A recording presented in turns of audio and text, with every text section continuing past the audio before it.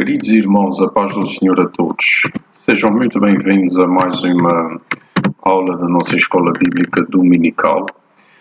Vamos entrar hoje num livro novo, no livro de Provérbios. Como tema da nossa aula temos Caminho Perigoso e vamos estudar os versículos 7 a 19 do capítulo 1 de Provérbios.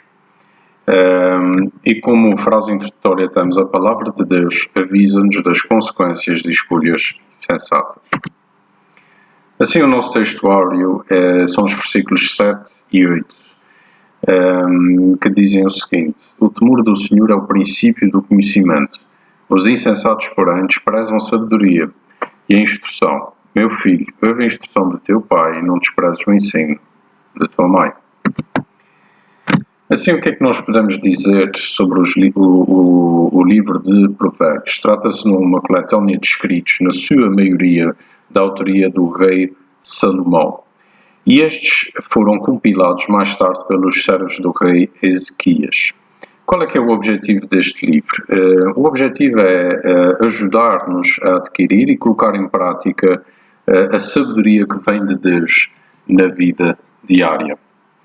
É também categorizado como sendo um livro poético ou sapiensal. Entra no grupo do livro de Eclesiastes, de Salmos, de Jó, e também podemos relacionar aqui nesta parte alguns versículos do livro de Cantares. Resumindo, é um livro para instrução diária e trata das coisas práticas da vida. E foi escrita por um homem que pediu sabedoria a Deus, que era o rei Salomão, filho de David, que o sucedeu no trono de Israel. A dada altura, nós vemos que em 1 de Reis que Salomão pede sabedoria para governar e Deus dá-lhe essa sabedoria. E diz também a palavra de Deus que antes de Salomão não havia ninguém tão sábio, nem depois haverá. Assim como temas principais, nós podemos resumir 5 pontos do livro de Provérbios. O primeiro é que um relacionamento pessoal com Deus é indispensável para receber sabedoria bíblica.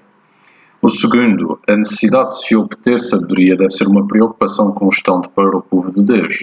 Isto porquê? Porque sem esta sabedoria nós podemos cair em pecado ou sair dos caminhos do Senhor.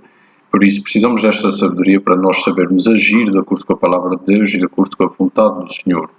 Ser biblicamente sábio significa procurar e colocar em prática a sabedoria de Deus, que é a sabedoria que Ele nos dá. É uma sabedoria muito mais profunda do que a noção de sabedoria que nós temos. Aplicar esta sabedoria permite-nos saber como resolver as situações do dia-a-dia, mas principalmente como podemos servir o reino dos céus aqui na Terra. Obter sabedoria divina permite desfrutar de uma felicidade única em sintonia com Deus.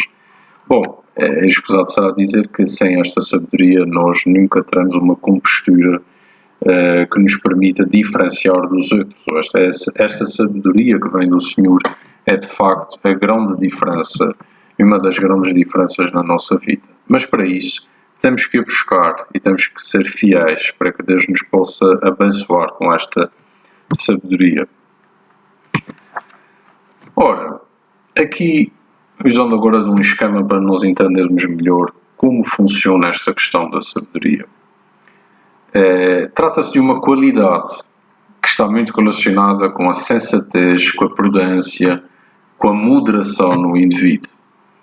É uma qualidade que nos confere erudição, ou seja, nós passamos a ter a capacidade de aplicar corretamente o conhecimento que nós vamos aprendendo ao longo da vida ou que nos vai sendo ensinado.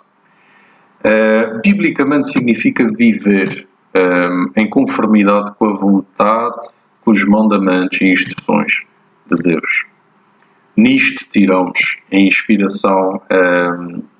inspiração divina para o dia-a-dia nesta questão. E como fontes de sabedoria, o que é que nós temos? Temos a palavra de Deus, podemos orar, a pedir a Deus, como Salomão fez, que nos dê capacidade de entendimento para as questões do dia-a-dia, para os problemas da vida, para os desafios que vão surgindo no nosso caminho. Deus é a nossa principal fonte de sabedoria.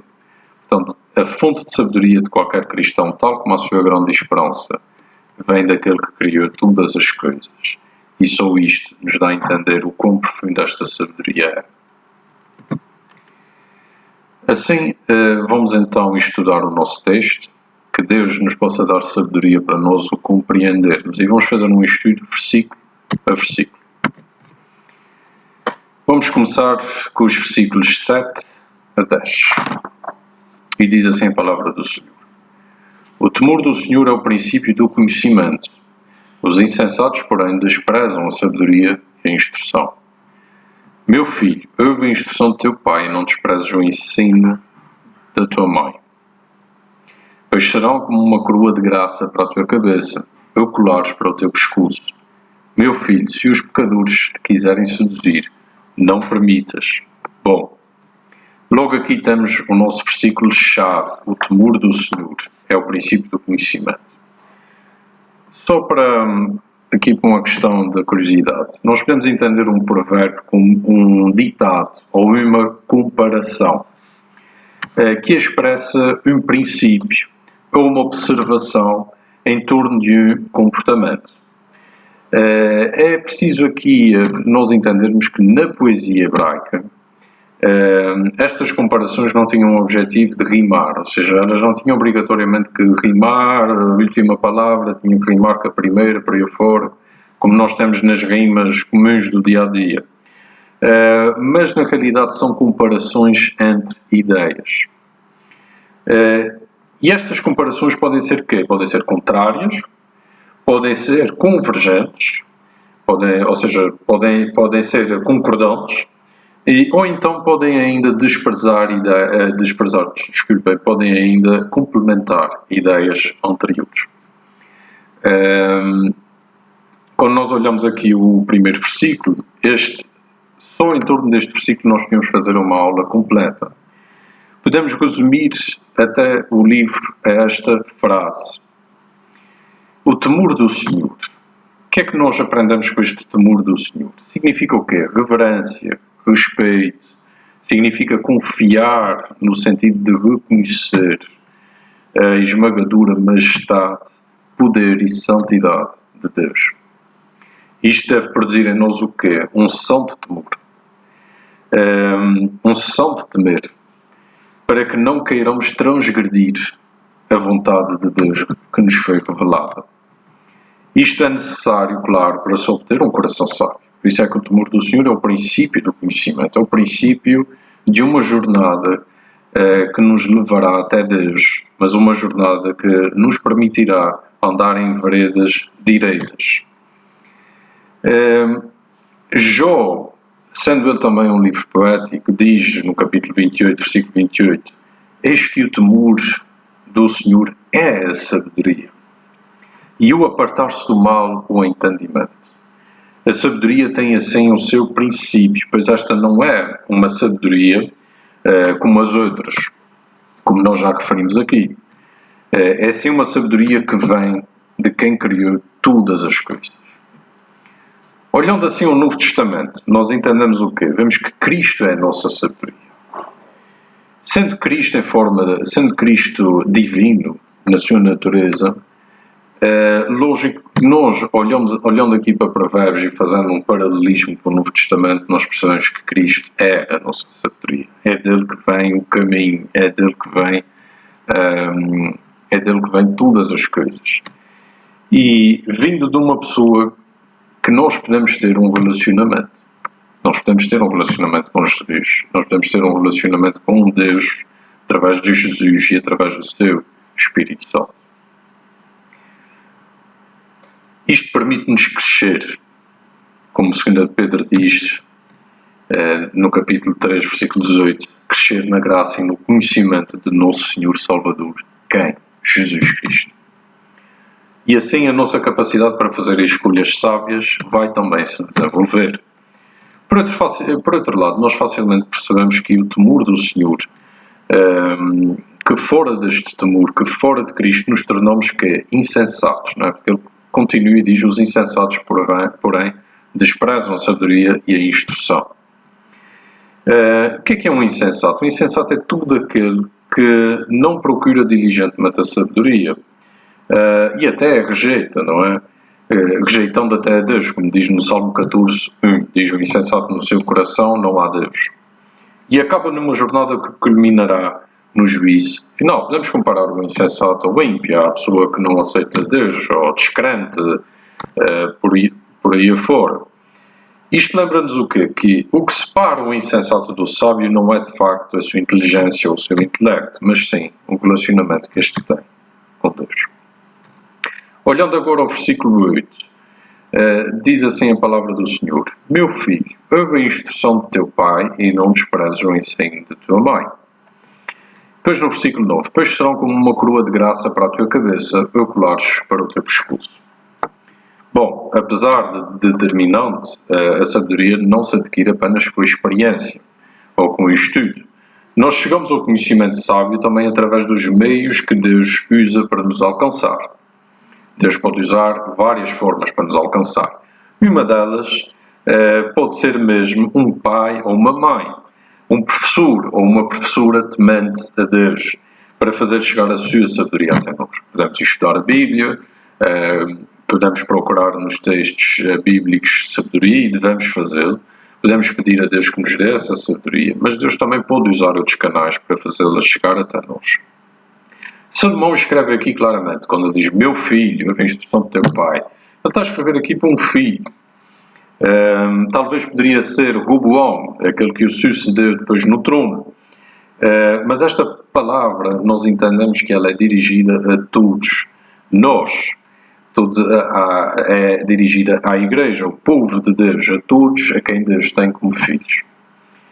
Assim, isto também nos lembra da responsabilidade dos pais ensinarem os filhos. Não é? Meu filho, vemos aqui a preocupação de Salomão a querer ensinar um filho seu. E os pais devem, de facto, procurar ensinar os filhos no caminho do Senhor. Pois, Efésios 6,4 diz assim: E vós, pais, não provoqueis vossos filhos à ira, mas criai-os na disciplina e admoestação do Senhor. E receber este tipo de instrução é comparável a uma coroa. Tal são as bênçãos que podemos receber. Pois ele diz aqui, no versículo 9, serão como uma coroa de graça para a tua cabeça, colares para o teu pescoço. Depois então aqui no versículo 10, diz assim: Meu filho, e se os pecadores te quiserem seduzir, não permitas? Bom, o que é que Salomão está aqui a querer dizer? O que é que o Espírito Santo está aqui a querer nos ensinar? Desde cedo nós vemos que, principalmente na juventude, que somos logo tentados com seduções para o pecado. E a pressão pode ser de facto esmagadora, se nós imaginarmos, e pode fazer até um jovem cristão afastar-se da palavra de Deus. Muitas vezes a pressão do grupo, a pressão dos amigos, não sais com a gente, não fazes nada com a gente, estás sempre na igreja. Bem, tudo isso pode ser uma armadilha para fazer um jovem sair dos caminhos do Senhor. E então, e qual será a única forma de resistir? Será a sabedoria humana? Não pode. É a sabedoria de Deus, porque a sabedoria humana nunca vai ter capacidade para convencer ninguém totalmente. Terá que ser a sabedoria de Deus a forçar o nosso coração contra estas coisas. E a única forma de obtermos esta sabedoria é ter um relacionamento estreito com o Senhor. Existe, de facto, algo que nós temos que nos preocupar aqui. Os pecadores vão atrás do crente.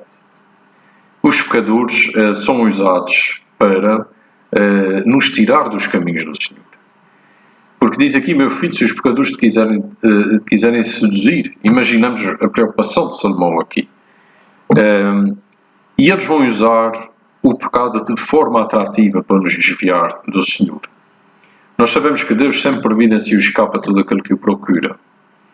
Por isso, aquilo que nós fazemos quando somos tentados é isso que vai fazer toda a diferença. E é por isso que esta sabedoria é tão importante. Para nós sabermos, literalmente, fugir ao pecado. Agora, nos versículos 11 a 14, nós lemos assim: Se disserem, vem connosco, armamos uma emboscada para matar alguém, ficamos de tocaia contra o indefeso para nos divertir. Vamos engolir-los vivos como a sepultura e inteiros como os que descem à cova. Encontraremos todo o tipo de bens preciosos e encheremos nossas casas com despojos. Vem connosco, teremos tudo em comum. Ora, Salomão usa de um exemplo prático para reforçar a sua ideia do versículo 10. Ele pretende mostrar que nós facilmente podemos ser levados a cometer injustiça. Ele dá aqui um exemplo de emboscada, de morte, de perseguição, de ser alguém violento, perseguidor para com outros. Mas no sentido de crime, não é? Um criminoso, um bandido, um ladrão. E facilmente nós podemos entrar em injustiça pela atração das más companhias, não é? E aquilo que subitamente nos parece bem pode ser o fim e a nossa maior fonte de desaire e sofrimento. Se não para nós, será certamente para alguém, podendo ser até alguém próximo de nós. Podemos pegar neste exemplo e adaptá-lo a outras situações. Por exemplo, a sedução, por exemplo, de cometer um adultério, a sedução, portanto, se um cristão não tem cuidado de se tornar pode se tornar uma pessoa egoísta para com os outros, pode se tornar uma pessoa que até começa a tratar e ver a igreja de outra forma, pode ser alguém que caia, portanto, num problema de luxúria. Tudo isto são armadilhas para o cristão. Nós podemos olhar aqui para este exemplo violento, mas nós entendemos que tudo aquilo que nos desvia do caminho do Senhor leva-nos para um caminho de perdição e de castigo eterno. Pode um cristão viver sem consciência dos seus atos? Claro que não. Olhamos para aqui e percebemos isto com facilidade. E quando alguém cai nesta situação, podemos questionar: onde está a sabedoria? Onde está a sabedoria de quem procura viver como um ladrão homicida? Pois este ladrão homicida até pode vir a ter sucesso neste mundo, mas acabará, sem dúvida, no inferno, no castigo eterno que Deus tem para tudo aquele que não aceita e tudo aquele que prevarica contra a sua palavra.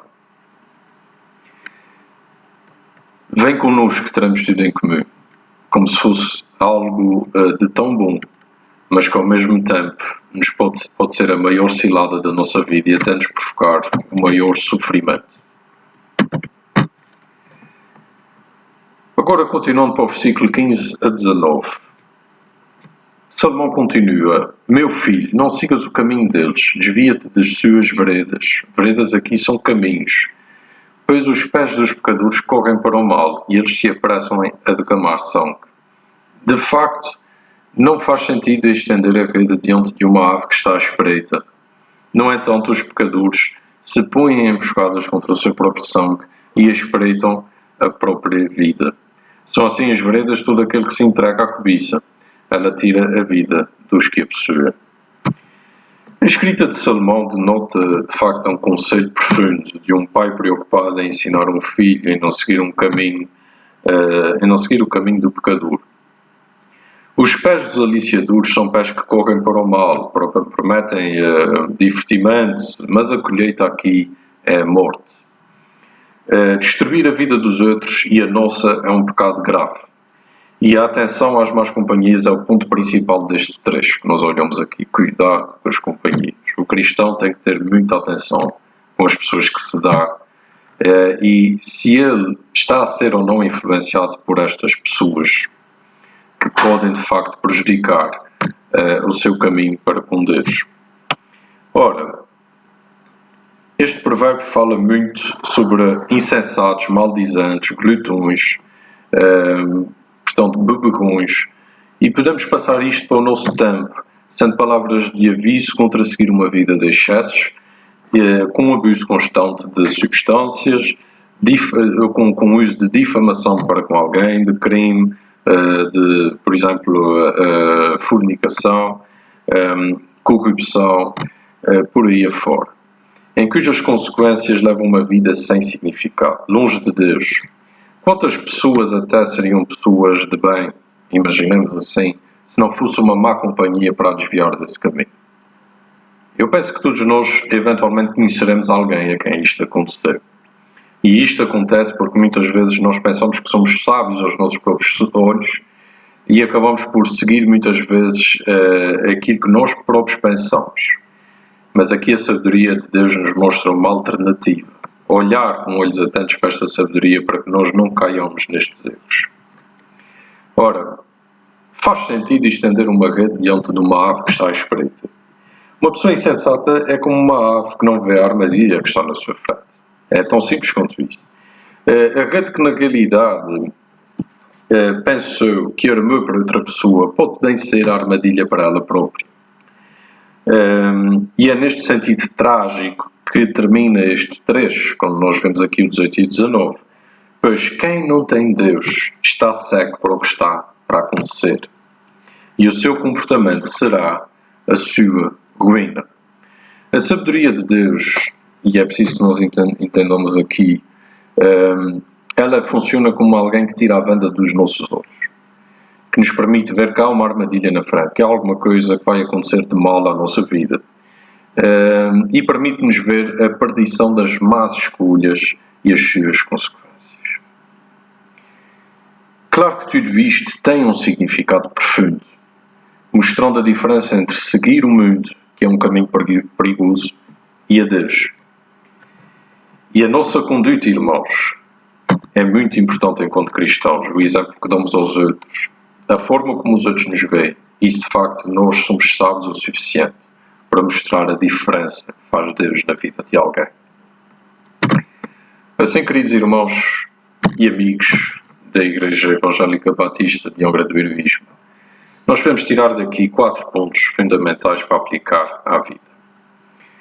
A verdadeira sabedoria começa com um relacionamento correto com Deus.